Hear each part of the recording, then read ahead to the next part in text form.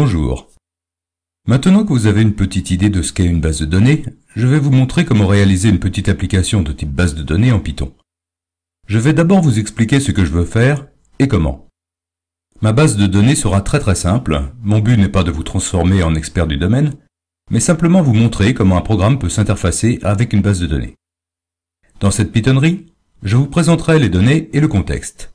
Dans la prochaine Pythonnerie, je vous montrerai comment charger une petite base avec un programme Python. Par la suite, je vous montrerai comment écrire avec WXPython une petite application permettant d'interroger les données et de les mettre à jour. Ce que je vais gérer, c'est une collection de DVD. Il y aura essentiellement une table, celle des films, avec titre, genre, nom du réalisateur, pays, année de sortie et durée du film en minutes. Qu'est-ce qui identifiera de manière unique un film? Quelle sera ma clé? Le titre bien sûr, auquel il faut que je joigne le réalisateur à cause des remakes, et aussi l'année. Si vous ne comprenez pas pourquoi j'ajoute l'année, penchez-vous sur la filmographie de Hitchcock, en particulier les années 1934 et 1956. Je bornerai mes interrogations à deux choses, isolément ou en combinaison, le titre et le genre. Je ne ferai pas de recherche sur le réalisateur, ce qui me permet de ne pas être trop regardant sur la manière dont j'en stocke le nom. Je ne gère pas non plus les noms des acteurs, ce que je ferai évidemment dans une véritable application, mais qui compliquerait assez sérieusement les choses, beaucoup trop pour une présentation rapide. Rechercher sur le genre est facile, mais rechercher sur le titre, pas si simple. Pour Avatar, c'est facile. Mais si vous cherchez les ch'tis quand le titre officiel et complet du film est « Bienvenue chez les ch'tis », vous risquez de ne pas trouver le film. Et plus le titre du film est long et compliqué, plus il y a de risques que quelqu'un effectuant une recherche ne se rappelle pas le titre exact ou fasse une faute de frappe. Il y a un mécanisme qui existe avec un certain nombre de bases de données qui s'appelle la recherche plein texte. Cela n'existe pas dans SQLite, le produit que nous allons utiliser, mais il est facile de faire quelque chose d'équivalent. Quand je vais stocker dans ma base un film, par exemple La Chevauchée Fantastique, je vais extraire les mots-clés du film et les stocker sous une forme très normalisée, pas d'accent et tout en majuscules. Et je vais associer chacun des mots-clés au film. Pour extraire les mots-clés d'un titre, je vais écrire la fonction suivante, mots-clés. Tout d'abord, je définis un certain nombre de mots qui sont trop fréquents pour être vraiment significatifs, essentiellement des articles, plus « et ». Je vais tout stocker en Unicode, ce qui explique que je précéderai en général le texte d'un petit u pour signifier que je peux avoir des caractères autres que de l'ASCII standard. Cette liste est facultative, et vous pouvez y rajouter des mots si vous voulez. Prochaine étape, j'utilise la fonction enlève accent que nous avons vue dans la Pythonnerie 19, et je passe tout en majuscules. Je convertis aussi en str, par opposition à Unicode, pour la suite. Je me prépare une liste vide que je remplirai avec les différents mots-clés. Derrière, j'utilise la méthode translate pour remplacer les caractères de ponctuation par des espaces. Je ne suis pas certain d'être exhaustif, mais je ne dois pas en être loin. À ce stade, mon titre est donc passé en majuscule, les accents et la ponctuation ont disparu, et il n'y a plus que des lettres, éventuellement des chiffres. Je vais donc tout séparer sur les espaces et boucler sur chacun des mots.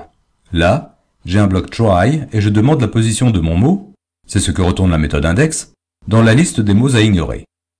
Si je le trouve, je ne fais rien. En revanche, s'il n'est pas dans les mots à ignorer, je vais avoir une exception, et là, le mot m'intéresse. Si ce n'est pas un caractère tout seul, là encore c'est un choix de ma part, vous pouvez considérer ou non que certains mots d'une lettre sont significatifs, je l'ajoute au résultat. Enfin, je retourne le résultat, mais je ne vais pas le retourner comme cela. Rappelez-vous que les bases de données relationnelles n'aiment pas les doublons. Il y a quelques cas de titres où un même mot apparaît plusieurs fois. Je vais donc transformer ma liste en set, qui est un objet Python comparable à une liste, sauf qu'il ne contient pas de doublons, tout à fait comme les relations de code. Cela éliminera les doublons, et derrière, je retransforme en liste pour envoyer une liste normale. Je ne vais pas associer chaque mot-clé à une combinaison titre, réalisateur, année, cela sera un peu lourd. Je vais donc ajouter une clé primaire artificielle, un numéro que je vais appeler ID comme identifiant film. Et j'aurai à côté la table mots-clés avec seulement deux colonnes, dont la combinaison constitue la clé, l'identifiant du film et le mot-clé. Ce n'est pas trop compliqué. On verra les commandes SQL réelles dans une Pythonnerie ultérieure, mais je peux déjà vous expliquer le principe de la recherche. Quand l'utilisateur tapera le titre d'un film, par exemple La Chevauchée Fantastique, on pourra utiliser la fonction précédente pour transformer le titre en liste de mots-clés.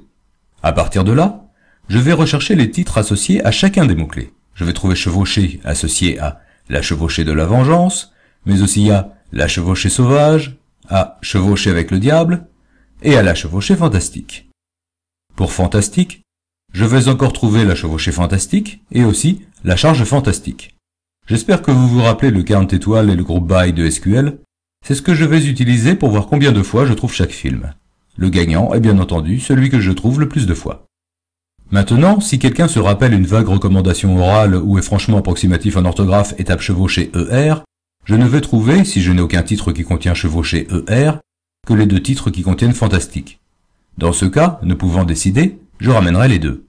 Si l'utilisateur fait une faute de frappe en tapant fantastique, là, je ne peux rien pour lui. Je vous ai dit qu'un certain nombre de produits implémentaient une indexation plein texte similaire, mais gérer les choses soi-même a des avantages. Reprenons par exemple Bienvenue chez les ch'tis.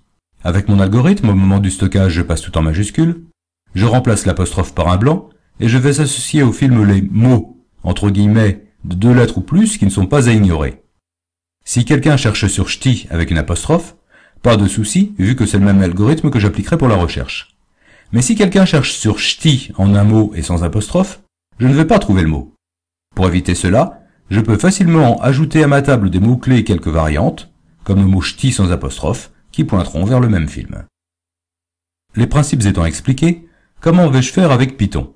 Je pourrais utiliser une base de données connue, mais comme je ne veux pas vous en faire installer une, ce qui nous entraînera un peu loin, je ne vais pas utiliser un vrai SGBD, c'est-à-dire un système indépendant, mais SQLite, un produit livré avec Python et d'autres langages de programmation d'ailleurs.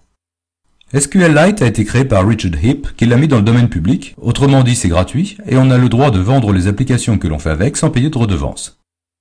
Avec SQLite, le programme ouvre un fichier, mais accède aux données contenues dans ce fichier en émettant des ordres SQL.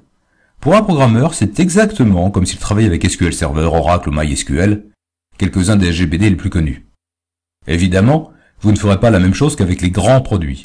Mais pour apprendre SQL et les accès aux bases de données, c'est vraiment très bien, et c'est très utilisé. Il n'est pas impossible que votre téléphone ou votre lecteur MP3 contiennent un ou des fichiers SQLite.